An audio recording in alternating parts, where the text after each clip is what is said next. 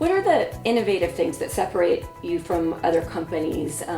Confidentiality, privacy, setting up anonymous phones. You touched on that a little. Well, number one, we know how to run a good business. That's number one. Number two, we set up a Ritz-Carlton service model, and we have a gold standard culture, which we went to all the training, and then I brought everything back, and then we trained everybody in our company to have a gold standard mindset. And then number three, we believe that protection starts with the removal of all the personal information of the individual off the internet. And many times people with their social media, they use a real phone or they use a real email. And that's how, if I'm investigating them or I'm investigating bad guys, it's easy. Once I have a phone number or a cell phone number or an email, I can get anything I want on the individual. So we believe it's about a year process, but we take all their information off the internet. We also created 001 luxury entity of the company, and that's part of that service because if you're... So you can undo the damage once they've done it, once they've already set up their social media with their email and their phone number, you go undo the damage and use the encrypted... What do you call it? We would set up encrypted communications for them, email, phone, and text, because how many times are celebrities and famous people hacked? All the time. And then what we do is also we set up this infrastructure of we set up fake emails that go to the real email, and nobody ever knows what the real email is, including people that work for them. So that's a little bit of examples of how we do it. But I believe that protection starts, there's so much of their information, we assess what's out there, and it's usually a treasure trove of information, not only with them, but their wife or their girlfriend, and in addition their children. And we want to get that information off the internet so that the homes, their addresses, all of that is off there, so that they, I remember doing stalking cases with famous people, and I'm on my computer and they call me on the phone and I say, do you live at this address? Yeah, how did you find out? Well, it's on the internet. And so that's why we believe that we want to remove all that. We start protection, but it's a process where it takes about a year and then we put this information out. So for example, when I put this information out, here's what I typically do. So I had a fake credit card that I set up to pay for stuff on my fake Amazon account. And so what I did was I had $1.99 on my credit card to use. No, actually $3.64. And I saw the Wall Street Journal was offering $1.99 and you can get 2 months of the Wall Street Journal sent to your house. So what I did was I used the fake name, fake email, fake phone number, ordered the Wall Street Journal, sent to my real address.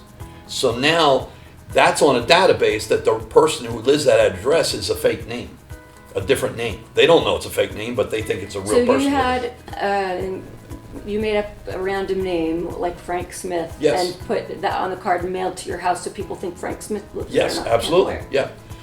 In addition, I have a fake Uber account, fake Amazon account. So if you were going in Uber without a credit card, how do you get a fake credit card? There are several different apps that I can set up a fake credit card, and I can put in whatever name I want. And it gets approved and goes through? Yes, 100%, yeah. Okay. And it will either attach to a real credit card or will actually attach to my bank account, that it comes out of my bank account. Okay. So, and then I use a fake address that the fake credit card gives me, like address in Utah to be able to pay for that. So I haven't gotten any mail at my house for 10 years. All my stuff has been off the internet for 10 years. I do the same thing. Since I became a Playmate, they told me get a P.O. box, and I've always had a P.O. box. But recently I had a problem with Blue Shield. They wrote to me and they said that they were going to drop my health insurance because I had to prove that I was a resident. I can't use a P.O. box. And I wrote to them and I said, do you remember Rebecca Schaefer, the actress that got killed because somebody went into the DMV, got her address, and came and shot her at her front door? And they said, we're sorry, we need your address anyway. They didn't care. So I don't know what to do about that situation.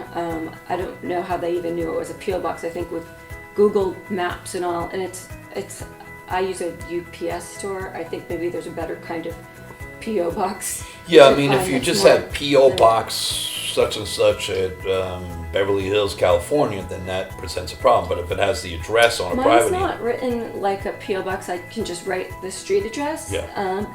But that's why I don't understand how they found out that it's a P.O. box. I've used it all with my medical care, and I never had a problem. I mean, This is the first time in, it's been 20-something years, it's the first time I had an issue, so I was wondering if it's, if they're cracking down on, or if it's because it's a UPS store. I don't really know. Yeah, I'm not sure, but I think I would probably talk to a different person and call there to speak to a different person, and just depending who you talk to is probably going to say, yeah, we're okay with that. Yeah, there must be a way, because celebrities have business managers' offices as their addresses all the time.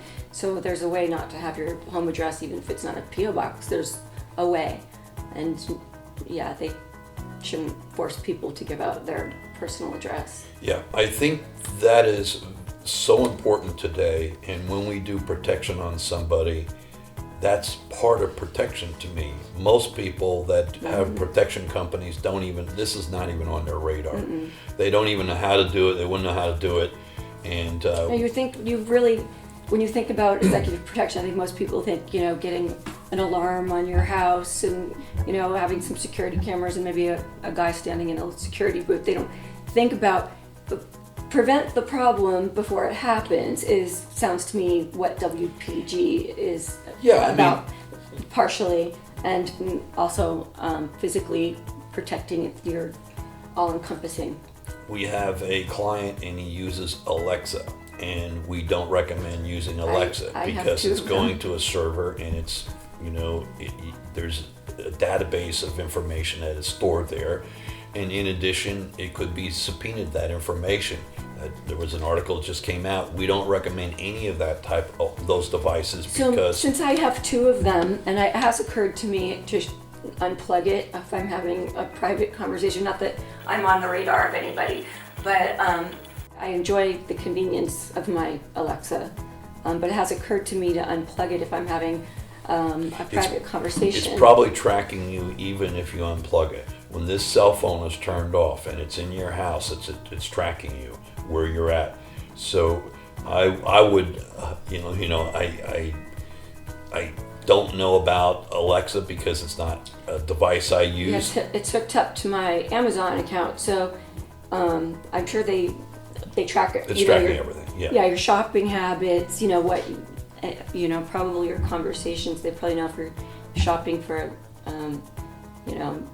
a sofa before you go shopping. Well, this phone, which is tracking where we're at right now, and even if it's turned off, we're tracking. So even I if you put it shut in a off Faraday bag, and the Faraday bag stops the signal from going. I bought a Faraday bag. I did have one. I ended up using it to carry my passport and things, but I did listen to you, and I did buy one.